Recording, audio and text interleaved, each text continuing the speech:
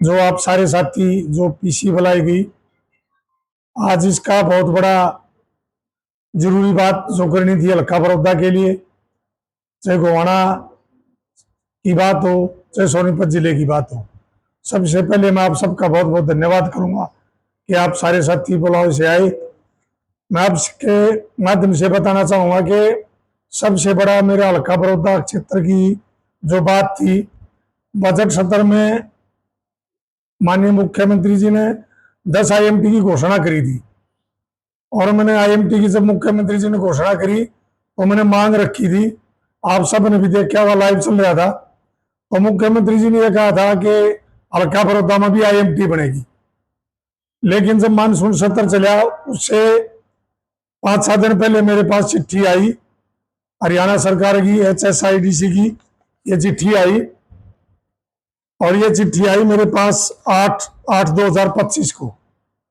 और उन्होंने चिट्ठी में लिखा कि जो हल्का बड़ौदा में IMT बननी थी उसके लिए हमने जो जमीन की बात करी वो पर्याप्त मात्रा में मैंने जमीन नहीं मिली, और जो मिली भी तो उसके रेट बहुत ज्यादा बताए गए। ये एक बहाना है।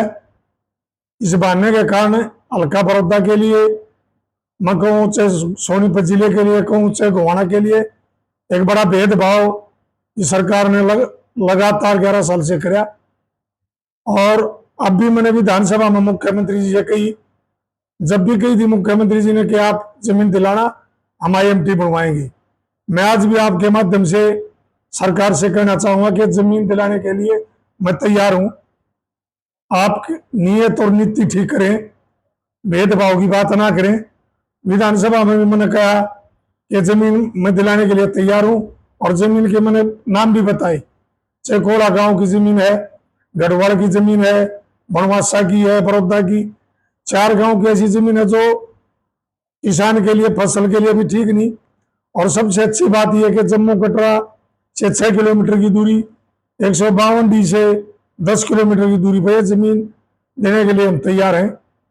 लेकिन माननीय मुख्यमंत्री ने एक जमीन का बहाना लेके जो ये चिट्ठी भेजी, इसलिए मैंने आप सारे साथी बुलाए ताकि पूरे क्षेत्र को, सोनीपत जिले को, गोवाना को ये पता चले कि हमारे साथ सरकार भेदभाव करती है।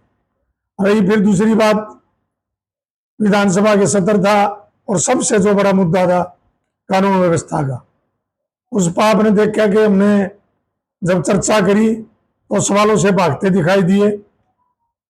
और जब मैंने गोवाना का जिक्र किया तो दुर्भाग्य था कि जो गोवाना का विधायक और मंत्री वो भी सदन में खड़ा हुआ ये कहने लग गया कि गोवाना में ऐसा कुछ नहीं, ना फिरौतियां मांगी जा रही, ना कोई डकैतियां हो रही।